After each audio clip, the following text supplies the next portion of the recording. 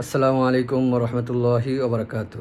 দেশ ও দেশের বাইরে থেকে যেখান থেকে আমাকে দেখছেন শুনছেন সকলকে জানাই আন্তরিক মোবারকবাদ। আশা করি আলহামদুলিল্লাহ ভালো আছেন।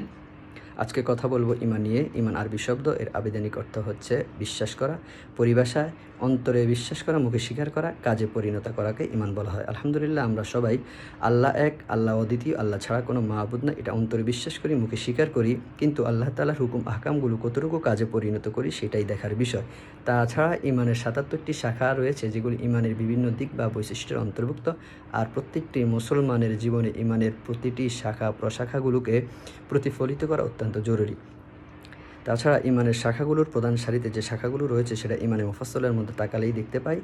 সেটা হচ্ছে ৭টি শাখা। যেমন আমানতু বিল্লাহ, আমি আল্লাহর উপর ঈমান আনলাম। অমালাইকাতিহি, তার ফেরেশতাদের উপর। কুতুবিহি, তার সকল কিতাবের উপর। রসুলিহি, তার সকল নবী রাসূলের উপর। অল অল ইয়াউমিল আখির, এবং শেষ দিবসের উপর।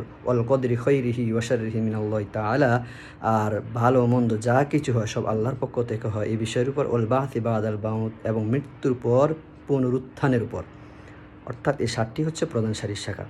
তো আলহামদুলিল্লাহ, আল্লাহ তাআলা আমাদের সকলকে আল্লাহ তাআলার উপর পরিপূর্ণ বিশ্বাস স্থাপন রেখে, মনে বিশ্বাস করে, মুখে স্বীকার করে, সাথে সাথে সকল হুকুম আহকামগুলোকে যথাযথ আদায় করতে পারে সে তৌফিক দান করুক। আসসালামু আলাইকুম ওয়া রাহমাতুল্লাহি ওয়া বারাকাতুহু।